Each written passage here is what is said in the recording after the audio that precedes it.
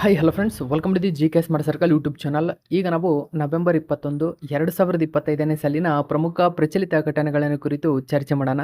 ನಿಮಗೆಲ್ಲ ಗೊತ್ತಿರಲೇ, ಪ್ರತಿದಿನ ನಾನು ಕನ್ನಡದ ಪ್ರಜಾವಾಣಿ ಸೇರಿದಂತೆ ಕನ್ನಡದ ಇತರ ಎಲ್ಲ ನ್ಯೂಸ್ ಪೇಪರ್ಗಳು, ಇಂಗ್ಲೀಷ್ನ ದಿ ಹಿಂದೂ ಮತ್ತು ಇಂಗ್ಲೀಷ್ನ ಇತರ ಎಲ್ಲ ನ್ಯೂಸ್ ಪೇಪರ್ಗಳ ಜೊತೆಗೆ ಕೇಂದ್ರ ಸರ್ಕಾರ ಪ್ರತಿದಿನ ಅಪ್ಡೇಟ್ ಮಾಡತಕ್ಕಂಥ PIB ನ್ಯೂಸ್ ಪೇಪರ್ನ ಪ್ರಮುಖ ಪ್ರಚಲಿತ ಘಟನೆಗಳನ್ನು ನಿಮ್ಮ ಮುಂದೆ ತರ್ತಾ ಇರ್ತೀನಿ. ಹಾಗಾದರೆ ಇವತ್ತಿನ ಕ್ವಶ್ಚನ್ ನಂಬರ್ 1 ಏನಿದೆ ಅಂತ ನೋಡೋಣ ಬನ್ನಿ. ಗಮನಿಸಿ, 2025ನೇ ಸಾಲಿನ ಏಷ್ಯನ್ ಸೀಡ್ ಕಾಂಗ್ರೆಸ್ ಗಮನಿಸಬಹುದು. ಈ ಏಷ್ಯನ್ ಸೀಡ್ ಕಾಂಗ್ರೆಸ್ ಅಂತ ಕರೀತಾರೆ. ಇದನ್ನು ಮುಂಬೈನಲ್ಲಿ 2025ರಲ್ಲಿ ಉದ್ಘಾಟನೆ ಮಾಡಲಾಗಿದೆ. ಹಾಗಾದರೆ ಏಷ್ಯನ್ ಸೀಡ್ ಕಾಂಗ್ರೆಸ್ ಸಂದರ್ಭದಲ್ಲಿ ನೋಡಿ, ಇದೇ ಸಂದರ್ಭದಲ್ಲಿ ಕೇಂದ್ರ ಸಚಿವರು ತಿಳಿಸಿದಂತಹ ಜಿನೋಮ್ ಎಡಿಟಿಂಗ್ನ ಸುಧಾರಿತ ತಂತ್ರವನ್ನು ಬಳಸಿಕೊಂಡು ಅಭಿವೃದ್ಧಿಪಡಿಸಲಾದ 2 ವಿಧದ ಅಕ್ಕಿಯ ತಳಿ ಯಾವುವು? ಗಮನಿಸಬಹುದು, ಮುಂಬೈನಲ್ಲಿ 2025ರ ಏಷ್ಯನ್ ಸೀಡ್ ಕಾಂಗ್ರೆಸ್ ನಡೀತು. ನೋಡಿ, ಏಷ್ಯನ್ ಸೀಡ್ ಕಾಂಗ್ರೆಸ್ ಅಂದರೆ ಏಷ್ಯನ್ ಕಂಟ್ರಿಗಳು ಪ್ರತಿನಿಧಿಸುವಂತಹ ಒಂದು ಪ್ರಮುಖ ಸಮ್ಮೇಳನ ಇದು. ಈ ಸಮ್ಮೇಳನದಲ್ಲಿ ಕೇಂದ್ರ ಸಚಿವರು ಜಿನೋಮ್ ಎಡಿಟಿಂಗ್ ಬಳಸಿಕೊಂಡು ಸುಧಾರಿತವಾಗಿರತಕ್ಕಂಥ ಅತ್ಯಂತ ಹೆಚ್ಚಿನ ಇಳುವರಿ ಕೊಡುವ 2 ವಿಧದ ಹಕ್ಕಿಯ ತಳಿಯನ್ನು ಬಿಡುಗಡೆ ಮಾಡಿದರು. ಆ ಹಕ್ಕಿಯ ತಳಿಗಳು ಯಾವುವು ಅಂತ ಕೇಳ್ತಾರೆ. ಮೋಸ್ಟ್ ಇಂಪಾರ್ಟೆಂಟ್ ಕ್ವಶನ್ ಇದು. ಸರಿಯಾಗಿರತಕ್ಕಂಥ ಉತ್ತರ ಆಪ್ಷನ್ ನಂಬರ್ 1. ನೋಡಿ, DRR ರೈಸ್ 100 ಇದನ್ನು ಕಾಮ್ಲಾ ಅಂತ ಕರೀತಾರೆ ಅಥವಾ ಕಮಲಾ ಅಂತ ಕರೀತಾರೆ.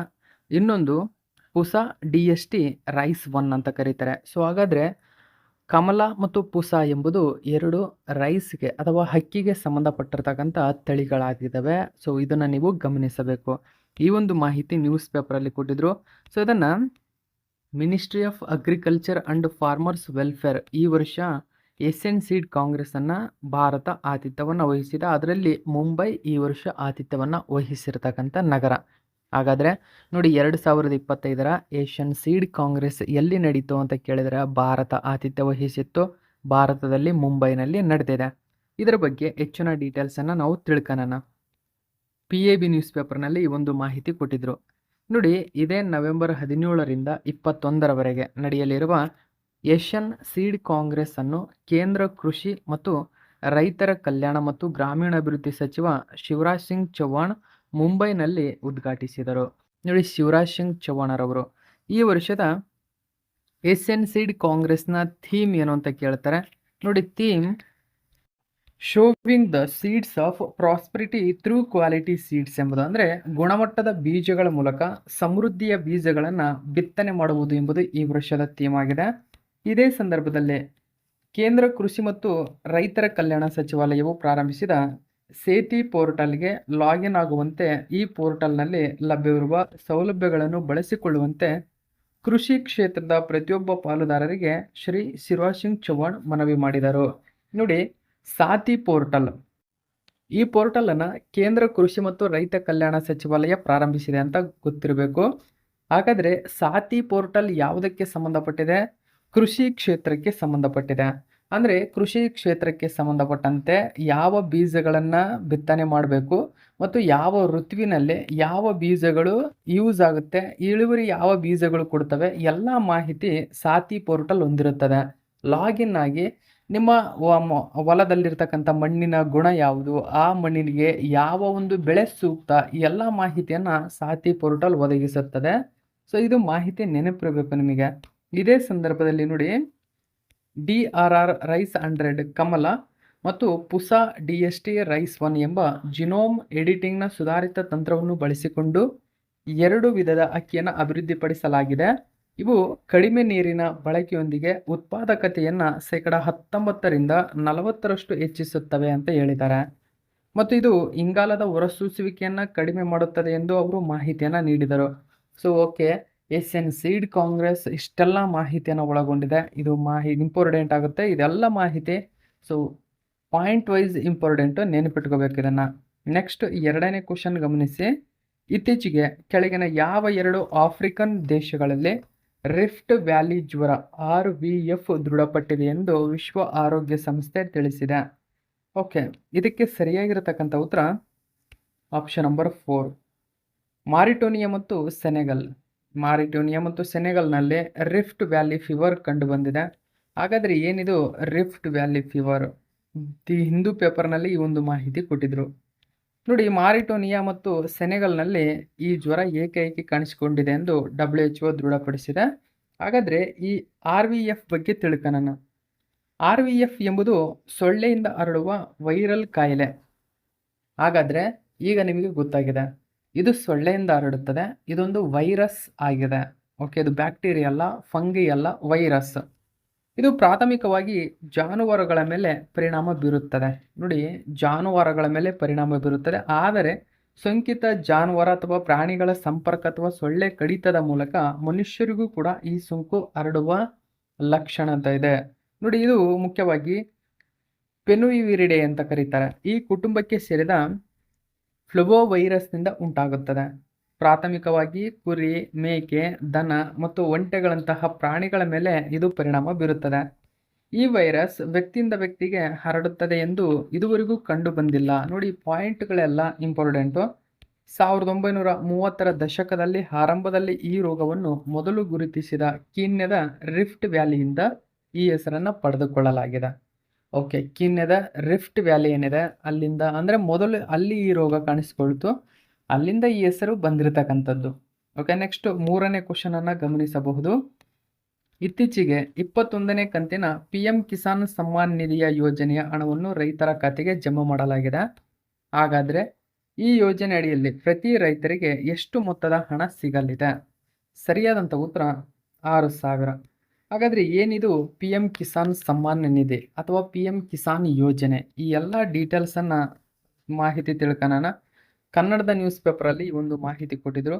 ನೋಡಿ, ಪ್ರಧಾನಿ ನರೇಂದ್ರ ಮೋದಿ ಅವರಿಂದ PM ಕಿಸಾನ್ ಸಮ್ಮಾನ್ ನಿಧಿಯ 21ನೇ ಕಂತಿನ ಮೂಲಕ 18,000 ಕೋಟಿ ಅಧಿಕ ಸಮ್ಮಾನ ಮೊಬಲಗು 9 ಕೋಟಿಗೂ ಅಧಿಕ ಕೃಷಿಕರ ಬ್ಯಾಂಕ್ ಖಾತೆಗೆ ನೇರ ವರ್ಗಾವಣೆ ಆಗಿದೆ. ಮತ್ತು ಇಲ್ಲಿ ದಕ್ಷಿಣ ಭಾರತದ ನೈಸರ್ಗಿಕ ಕೃಷಿ ಸಮಿತಿ 2025ರ ಉದ್ಘಾಟನೆ ಕೂಡ ಆಗಿರತಕ್ಕಂಥದ್ದು. ಹಾಗಾದರೆ ಇಲ್ಲಿ ಗಮನಿಸಬಹುದು ಪ್ರಧಾನಮಂತ್ರಿ ಕಿಸಾನ್ ಸಮ್ಮಾನ್ ನಿಧಿಯ ಬಗ್ಗೆ.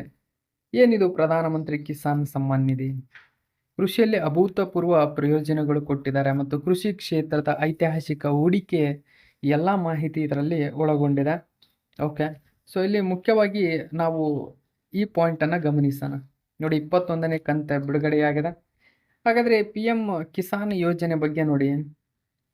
PM ಕಿಸಾನ್ ಯೋಜನೆ ಎಂಬುದು ಕೇಂದ್ರ ಸರ್ಕಾರದ ಐತಿಹಾಸಿಕ ನೆರವಿನಿಂದ ನಡೆಯುವ ಯೋಜನೆ.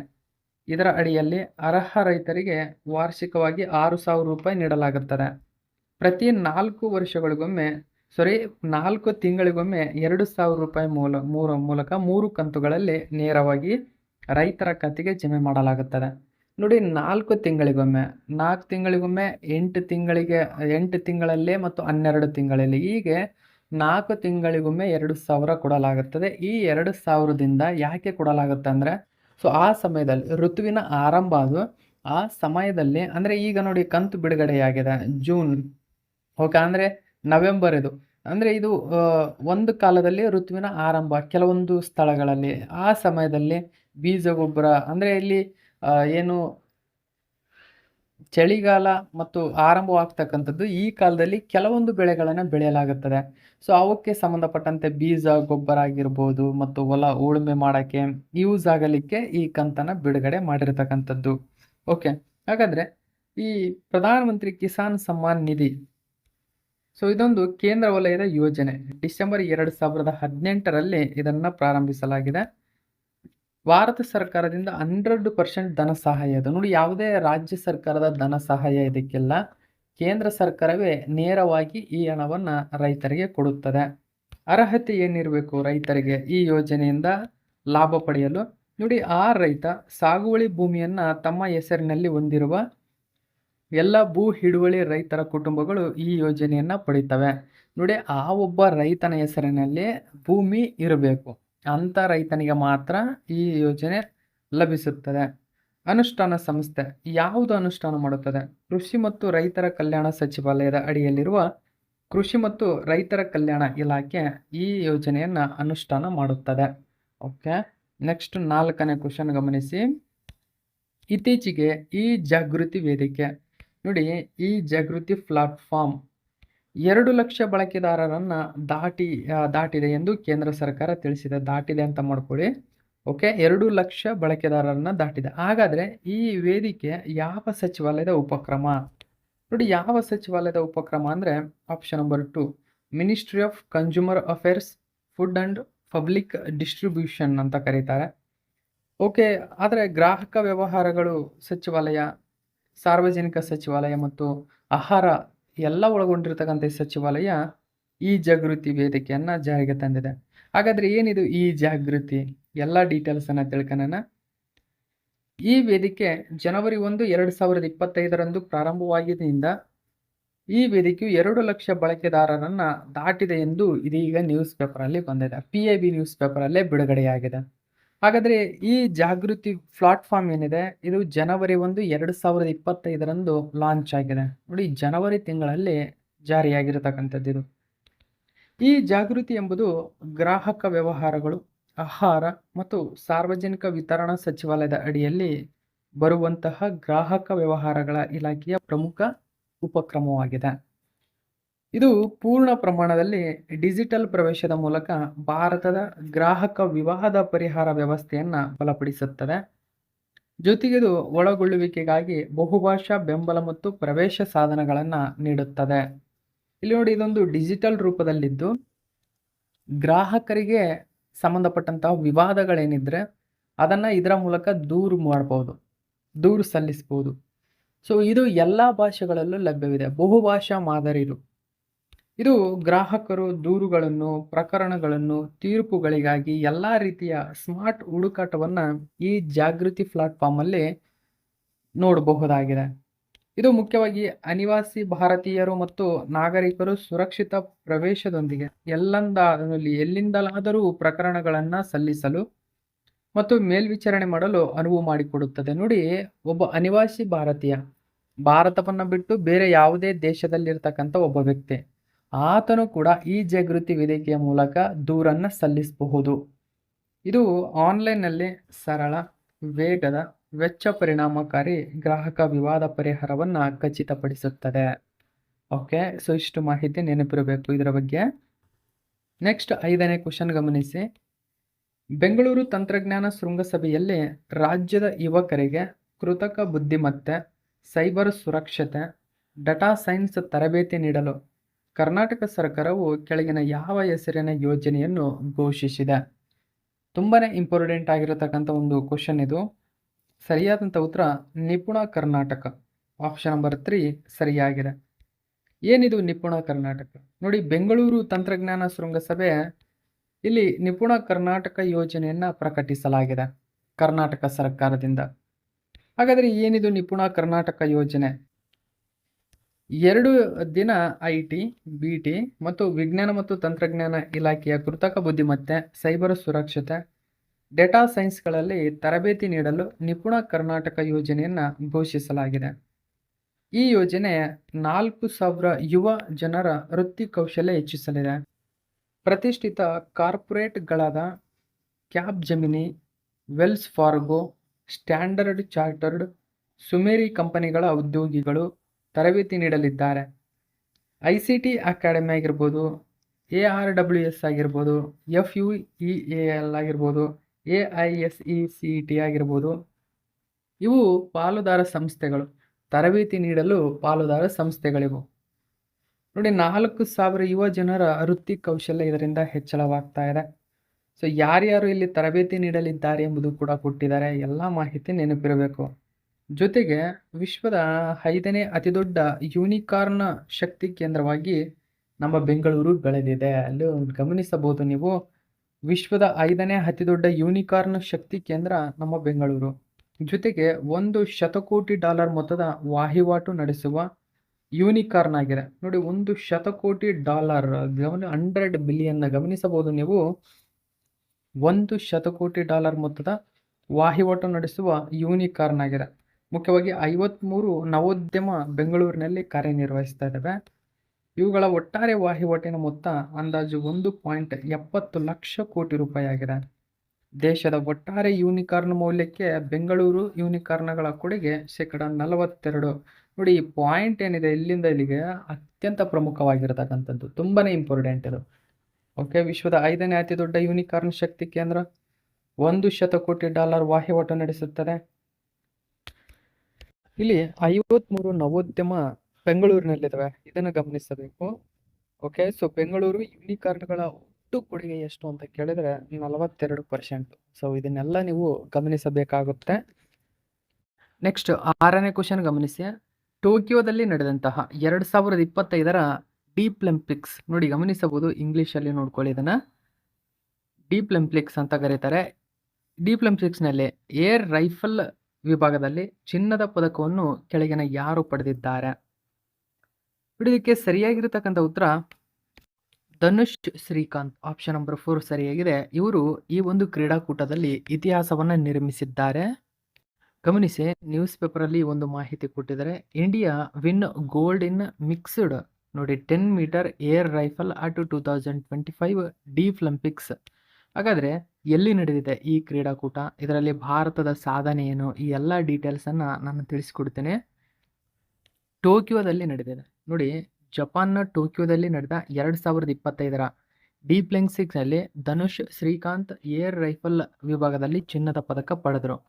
ಈ ಮೂಲಕ ಅವರು ಟೋಕಿಯೋದಲ್ಲಿ 252.2 ಅಂಕಗಳೊಂದಿಗೆ ಹೊಸ ವಿಶ್ವ ದಾಖಲೆಯನ್ನ ಸ್ಥಾಪಿಸಿದ್ದಾರೆ. ನೋಡಿ, ಇದು ವಿಶ್ವ ದಾಖಲೆಯಾಗಿದೆ ಇದುವರೆಗೂ. ಸೊ ಏರ್ ರೈಫಲ್ನಲ್ಲಿ 252.2 ಅಂಕಗಳನ್ನು ಪಡೆದುಕೊಂಡಿರತಕ್ಕಂಥದ್ದು ಒಂದು ದಾಖಲೆಯಾಗಿದೆ. ಸೊ ಆ ಕಾರಣಕ್ಕಾಗಿ ಐತಿಹಾಸಿಕ ಒಂದು ನಿರ್ಣಯ ಇದು. ಇನ್ನ ಗಮನಿಸಬೇಕು, ಧನುಷ್ ಶ್ರೀಕಾಂತ್ ನೆನಪಿರಲಿ, ಡೀಪ್ಲಂಪಿಕ್ಸ್ ಅಲ್ಲಿ ಏರ್ ರೈಫಲ್ ವಿಭಾಗದಲ್ಲಿ ಚಿನ್ನದ ಪದಕ ಗೆದ್ರು, ಜೊತೆಗೆ ವಿಶ್ವ ದಾಖಲೆಯನ್ನ ನಿರ್ಮಿಸಿದ್ರು. ಅದೇ ಸ್ಪರ್ಧೆಯಲ್ಲಿ ಮೊಹಮ್ಮದ್ ವಾನಿಯಾ 250.1 ಅಂಕಗಳನ್ನು ಗಳಿಸಿ ಬೆಳ್ಳಿ ಪದಕವನ್ನ ಪಡೆದುಕೊಂಡ್ರು. ಮಹಿಳೆಯರ ಏರ್ ರೈಫಲ್ ಸ್ಪರ್ಧೆಯಲ್ಲಿ ಮೋಹಿತ್ ಸಂಧು ಬೆಳ್ಳಿ ಪದಕವನ್ನ ಗೆದ್ದಿದ್ದಾರೆ. ಸೊ ಇಷ್ಟೆಲ್ಲ ಮಾಹಿತಿ ಇದಕ್ಕೆ ಸಂಬಂಧಪಟ್ಟಂತೆ ನೆನಪಿರಲಿ. ನೆಕ್ಸ್ಟ್ 7ನೇ ಕ್ವಶನ್ ನೋಡಿ. ಇತ್ತೀಚೆಗೆ ಅಂದ್ರೆ 2025ರ ಪ್ರತಿಷ್ಠಿತ ATP ಫೈನಲ್ಸ್ ಪ್ರಶಸ್ತಿಯನ್ನು ಕಾರ್ಲೋಸ್ ಅಲ್ಕರಾಜ್ ಅವರನ್ನು ಸೋಲಿಸಿ ಗೆದ್ದವರು ಯಾರು? ಸೊ ಸರಿಯಾದಂಥ ಉತ್ತರ ಜಾನಿಕ್ ಸಿನ್ನರ್, ಆಪ್ಷನ್ ನಂಬರ್ 3 ಸರಿಯಾಗಿದೆ. ಹೆಚ್ಚಿನ ಡೀಟೇಲ್ಸ್ ನಾವು ನೋಡೋಣ. ಅಲ್ಕರಾಜ್ಗೆ ಸೋಲುಣಿಸಿ ATP ಫೈನಲ್ ಕಿರೀಟ ಗೆದ್ದ ಜಾನಿಕ್ ಸಿನ್ನರ್. ಹಾಗಾದ್ರೆ ಜಾನಿಕ್ ಸಿನ್ನರ್ ವಿಶ್ವದ 2ನೇ ಅತಿ ದೊಡ್ಡ ಟೆನ್ನಿಸ್ ಆಟಗಾರ. ಓಕೆ, ಇವರ ಬಗ್ಗೆ ನಾವು ಡೀಟೇಲ್ಸ್ ಅನ್ನ ತಿಳ್ಕೊಳ್ಳೋಣ. ನೋಡಿ, ಇಟಲಿಯ ಟುರಿನ್ನಲ್ಲಿ ಇತ್ತೀಚೆಗೆ ನಡೀತು. ಇಟಲಿ ದೇಶದ ಟುರಿನ್ನಲ್ಲಿ ನಡೆದ 2025ರ ATP ಫೈನಲ್ಸ್ನಲ್ಲಿ ಜಾನಿಕ್ ಸಿನ್ನರ್ ನೋಡಿ ಕಾರ್ಲೋಸ್ ಅಲ್ಕರಾಜ್ ಅವರನ್ನ ಸೋಲಿಸಿ ಈ ಪ್ರಶಸ್ತಿಯನ್ನು ಗೆದ್ದಿದ್ದಾರೆ. ಇದು ಕೂಡ ನೆನಪಿರಲಿ. ನೆಕ್ಸ್ಟ್ 8ನೇ ಕ್ವಶನ್ ನೋಡೋಣ. ಮೋಸ್ಟ್ ಇಂಪಾರ್ಟೆಂಟ್ ಕ್ವಶನ್ ಇದು. ನೋಡಿ, 28ನೇ ಆವೃತ್ತಿಯ ಬೆಂಗಳೂರು ತಂತ್ರಜ್ಞಾನ ಶೃಂಗಸಭೆಯನ್ನು ಇದೇ ನವೆಂಬರ್ 18ರಿಂದ 20ರವರೆಗೆ ನಡೆಸಲಾಯಿತು. ಅಂದರೆ ನಿನ್ನೆಗೆ ಮುಕ್ತಾಯ ಆಯಿತು. ಈ ಮೂಲಕ ಇದರ ಸಂಪೂರ್ಣ ಡೀಟೇಲ್ಸ್ ಅನ್ನ ನಾನು ಕೊಡ್ತೀನಿ ಬೆಂಗಳೂರು ತಂತ್ರಜ್ಞಾನ ಶೃಂಗಸಭೆಯ ಬಗ್ಗೆ. ಹಾಗಾದ್ರೆ ಈ ವರ್ಷದ ಶೃಂಗಸಭೆಯ ಥೀಮ್ ಏನು? ನೋಡಿ, ಥೀಮ್ ಏನು ಅಂತ ಕೇಳಿದ್ರೆ ಆಪ್ಷನ್ ನಂಬರ್ 1 ಗಮನಿಸಬಹುದು ನೀವು. ಫ್ಯೂಚರೈಸಿಂಗ್ ಶೇಪಿಂಗ್ ದ ಅನ್ನೌನ್ ಎಂಬುದು ಈ ವರ್ಷದ ಥೀಮ್ ಆಗಿದೆ. ನೋಡಿ, ಬೆಂಗಳೂರು ತಂತ್ರಜ್ಞಾನ ಶೃಂಗಸಭೆ ನವೆಂಬರ್ 18ರಿಂದ 20ರವರೆಗೂ ನಡೀತು. ಇದು 28ನೇ ಆವೃತ್ತಿಯಾಗಿದೆ. ಫ್ಯೂಚರೈಸಿಂಗ್ ಶೇಪಿಂಗ್ ದ ಅನ್ನೌನ್ ಎಂಬುದು ಈ ವರ್ಷದ ಥೀಮ್ ಆಗಿದೆ. ಹೆಚ್ಚಿನ ಡೀಟೇಲ್ಸ್ ನೋಡಿ, ಕರ್ನಾಟಕ ಸೊ ವಿಶ್ವಾಸಾರ್ಹ, ಅಂದರೆ ಹೂಡಿಕೆಗೆ ಕರ್ನಾಟಕವೇ ವಿಶ್ವಾಸಾರ್ಹವಾಗಿದೆ. ಸೊ ಈ ಒಂದು ಮಾಹಿತಿಯನ್ನ ಬೆಂಗಳೂರು ತಂತ್ರಜ್ಞಾನ ಶೃಂಗಸಭೆ ವೇದಿಕೆಯಲ್ಲಿ ಪ್ರಕಟಿಸಲಾಗಿದೆ. ಹಾಗಾದ್ರೆ ಏನಿದು ಶೃಂಗಸಭೆ? ಈ ಶೃಂಗಸಭೆ ಮುಕ್ತಾಯವಾಯಿತು. ಮುಕ್ತಾಯವಾದ ನಂತರ ಏನೇನೆಲ್ಲ ಬೆಳವಣಿಗೆ ನಡೆದಿದೆ, ಸೊ ಕರ್ನಾಟಕ ಯಾವ ಸ್ಥಾನದಲ್ಲಿದೆ, ಈ ಎಲ್ಲ ಡೀಟೇಲ್ಸ್ ಅನ್ನ ನಾನು ತಿಳಿಸ್ಕೊಡ್ತೀನಿ. ನೋಡಿ, ಇದು ಮಾಹಿತಿ ತಂತ್ರಜ್ಞಾನ ಮತ್ತು ಜೈವಿಕ ತಂತ್ರಜ್ಞಾನ ಇಲಾಖೆ ಹಾಗೂ software technology park of India ಅಂದರೆ STPI ಜಂಟಿಯಾಗಿ 28ನೇ ಆವೃತ್ತಿಯ ಈ ಶೃಂಗಸಭೆಯನ್ನು ಬೆಂಗಳೂರು ಅಂತಾರಾಷ್ಟ್ರೀಯ ಪ್ರದರ್ಶನ ಕೇಂದ್ರದಲ್ಲಿ ಆಯೋಜಿಸಲಾಗಿದೆ. ಹಾಗಾದರೆ ಇಲ್ಲಿ ಪಾಯಿಂಟನ್ನು ಗಮನಿಸಬೇಕು, ಯಾರು ಇದರ ನೇತೃತ್ವವನ್ನು ಅದರ ಜಂಟಿಯಾಗಿ ಆಯೋಜನೆ ಮಾಡಿದ್ವು ಅಂತ. ಮಾಹಿತಿ ತಂತ್ರಜ್ಞಾನ ಮತ್ತು ಜೈವಿಕ ತಂತ್ರಜ್ಞಾನ ಇಲಾಖೆ ಹಾಗೂ software technology parks of India ಜಂಟಿಯಾಗಿ ಇದನ್ನು ಆಯೋಜನೆ ಮಾಡಿವೆ. ಎಲ್ಲಿ ನಡೆದಿದೆ? ಬೆಂಗಳೂರಿನ ಅಂತಾರಾಷ್ಟ್ರೀಯ ಪ್ರದರ್ಶನ ಕೇಂದ್ರದಲ್ಲಿ ನಡೀತು. ಈ ಶೃಂಗಸಭೆ ಮುಖ್ಯವಾಗಿ ಬೆಂಗಳೂರಿನ ತುಮಕೂರು ರಸ್ತೆಯಲ್ಲಿರುವ ಅಂತಾರಾಷ್ಟ್ರೀಯ ಪ್ರದರ್ಶನ ಕೇಂದ್ರದಲ್ಲಿ ಮೊದಲ ಬಾರಿಗೆ ಆಯೋಜನೆಗೊಂಡಿದೆ. ಶೃಂಗಸಭೆಯ ಮುಖ್ಯ ಧ್ಯೇಯ ನೋಡಿ, ಧ್ಯೇಯ ಏನು ಅಂದರೆ ತಂತ್ರಜ್ಞಾನ ಮತ್ತು ನಾವೀನ್ಯತೆಗಳ ಮೂಲಕ ಭವಿಷ್ಯವನ್ನು ರೂಪಿಸುವುದು. ನೋಡಿ, ಧ್ಯೇಯ ತುಂಬಾ ಇಂಪಾರ್ಟೆಂಟ್ ಆಗುತ್ತೆ. ಶೃಂಗಸಭೆಯ ಮುಖ್ಯ ಧ್ಯೇಯವೆಂದರೆ ತಂತ್ರಜ್ಞಾನ ಮತ್ತು ನಾವೀನ್ಯತೆಗಳ ಮೂಲಕ ಭವಿಷ್ಯವನ್ನು ರೂಪಿಸುವುದಾಗಿದೆ. ಈ ವರ್ಷದ ಥೀಮ್ ಭವಿಷ್ಯೀಕರಣ, ಅಜ್ಞಾತವನ್ನು ರೂಪಿಸುವುದು. ನೋಡಿ, ಇಂಗ್ಲೀಷಲ್ಲಿದೆ ಮತ್ತು ಕನ್ನಡದಲ್ಲೂ ಕೂಡ ಅದನ್ನು ನೆನ್ಪಿಟ್ಕೋಬೇಕು. ಭವಿಷ್ಯೀಕರಣ, ಅಜ್ಞಾತವನ್ನು ರೂಪಿಸುವುದು ಎಂಬುದು ಈ ವರ್ಷದ ಥೀಮ್ ಆಗಿದೆ. ಫ್ಯೂಚರೈಸಿಂಗ್, ಶೇಪಿಂಗ್ ದ ಅನ್ನೌನ್. ಈ ಶೃಂಗಸಭೆಯಲ್ಲಿ ಕರ್ನಾಟಕದ ಮಾಹಿತಿ ತಂತ್ರಜ್ಞಾನ ನೀತಿ 2025-30. ಎರಡನೇದಾಗಿ ಬಾಹ್ಯಾಕಾಶ ತಂತ್ರಜ್ಞಾನ ನೀತಿ 2025-30, ಜೊತೆಗೆ ಸ್ಟಾರ್ಟಪ್ ನೀತಿ 2025-30 ಗಳಂತಹ 3 ಪ್ರಮುಖ ನೀತಿಗಳನ್ನು ರೂಪಿಸುವ ಐತಿಹಾಸಿಕ ಹೆಜ್ಜೆಯನ್ನು ಇಡಲಾಗಿದೆ. ಸೊ ಇಲ್ಲಿ ನೋಡಿ, ಈ ಪ್ರಮುಖವಾಗಿರತಕ್ಕಂಥ ಶೃಂಗಸಭೆಯಲ್ಲಿ 3 ನೀತಿಗಳನ್ನು ಒಂದು ಅಳವಡಿಸಿಕೊಳ್ಳಲಾಗಿದೆ. ರಾಜ್ಯ ಸರ್ಕಾರ ಕರ್ನಾಟಕ ಮಾಹಿತಿ ತಂತ್ರಜ್ಞಾನ ನೀತಿ, ಬಾಹ್ಯಾಕಾಶ ತಂತ್ರಜ್ಞಾನ ನೀತಿ, ಸ್ಟಾರ್ಟಪ್ ನೀತಿ. ಸೊ ಈ 3 ನೀತಿಗಳನ್ನು ಅಳವಡಿಸಿಕೊಳ್ಳಲಾಗಿದೆ. ಕ್ವಶನನ್ನು ಇದ್ರ ಮೇಲೆ ಕೇಳಬಹುದು ನಿಮಗೆ. ಆ ಕಾರಣಕ್ಕಾಗಿ ಈ 3 ನೀತಿಗಳು ನೆನಪಿರಬೇಕು. ಇನ್ನು 2034 ವೇಳೆಗೆ ಕರ್ನಾಟಕವನ್ನು ಭಾರತದ ಪ್ರಮುಖ ಬಾಹ್ಯಾಕಾಶ ತಂತ್ರಜ್ಞಾನ ಕೇಂದ್ರವಾಗಿ ಪರಿವರ್ತಿಸುವ ನಮ್ಮ ಗುರಿಗೆ ಬಾಹ್ಯಾಕಾಶ ತಂತ್ರಜ್ಞಾನ ನೀತಿ 2025-30 ಸಹಕಾರಿಯಾಗಲಿದೆ ಅಂತ ಘೋಷಣೆ ಮಾಡಲಾಗಿದೆ. ಜೊತೆಗೆ ಇಲ್ಲಿ ನವೋದ್ಯಮಗಳ ಉತ್ತೇಜನಕ್ಕೆ 1100 ಕೋಟಿ ಮೊತ್ತದ ನಿಧಿ ಸ್ಥಾಪಿಸಲು ಕ್ರಮ ತೆಗೆದುಕೊಳ್ಳಲಾಗಿದೆ. ನೋಡಿ, ಕೋಟಿ ಅಂತ ಮಾಡ್ಕೊಳ್ಳಿದನ ಓಕೆ ಎಂದು ಮಾಹಿತಿ ತಂತ್ರಜ್ಞಾನ ಸಚಿವ ಪ್ರಿಯಾಂಕ್ ಖರ್ಗೆ ತಿಳಿಸಿದ್ದಾರೆ. ನೋಡಿ, ನವೋದ್ಯಮ ಉದ್ಯಮಕ್ಕೆ ಉತ್ತೇಜನಕ್ಕೆ 1100 ಕೋಟಿ ರೂಪಾಯಿಯನ್ನು ಮೀಸಲಿಡಲಾಗಿದೆ. ಜೊತೆಗೆ ಇದೇ ಸಂದರ್ಭದಲ್ಲಿ ಗಮನಿಸಿ, ಕಿಯೋನಿಕ್ಸ್ ಸಹಯೋಗದಲ್ಲಿ ಅಭಿವೃದ್ಧಿಪಡಿಸಲಾದ ಅತ್ಯಾಧುನಿಕ ಕಿರು ಕಂಪ್ಯೂಟರ್ ಕಿಯೋ ಬಿಡುಗಡೆಯಾಗಿದೆ. ನೋಡಿ, ಕಿಯೋ ಎಂಬುದು ಒಂದು ಕಿರು ಕಂಪ್ಯೂಟರ್ ಆಗಿದೆ. ಕಿಯೋನಿಕ್ಸ್ನ ಸಹಯೋಗದಲ್ಲಿ ಇದನ್ನು ಅಭಿವೃದ್ಧಿಪಡಿಸಲಾಗಿದೆ. ಓಕೆ, ಸೊ ಇವತ್ತಿನ ಪ್ರಶ್ನೆಗಳು ನಿಮಗಾಗಿ. ಪ್ರತಿಯೊಬ್ಬರು ಇದಕ್ಕೆ ಆನ್ಸರ್ ಮಾಡಿ. ಕ್ವಶನ್ ಆಫ್ ದ ಡೇ ಗಮನಿಸಿ. 1ನೇ ಕ್ವಶನ್, ಬೆಂಗಳೂರು ವಿಶ್ವದ ಎಷ್ಟನೇ ಅತಿದೊಡ್ಡ ಯೂನಿಕಾರ್ನ್ ಶಕ್ತಿ ನಗರವಾಗಿದೆ ತಿಳಿಸಿ. 2ನೇದಾಗಿ, PM ಕಿಸಾನ್ ಯೋಜನೆಯನ್ನು ಯಾವ ಕೇಂದ್ರ ಸಚಿವಾಲಯ ಅಥವಾ ಇಲಾಖೆ ಪ್ರಾರಂಭಿಸಿದೆ? ಇವೆರಡಕ್ಕೂ ಪ್ರತಿಯೊಬ್ಬರು ಆನ್ಸರ್ ಮಾಡ್ತೀರಾ ಅಂದ್ಕೊಂಡಿದ್ದೀನಿ. ಆನ್ಸರ್ ಮಾಡಿ. ಇದು ಇವತ್ತಿನ ಪ್ರಮುಖ ಪ್ರಚಲಿತ ಘಟನೆ. ಇದೇ ತರಹದ ಮಾಹಿತಿಯೊಂದಿಗೆ ಮತ್ತೆ ನಿಮ್ಮನ್ನು ಭೇಟಿ ಆಗ್ತೀನಿ. Thank you so much for watching my video.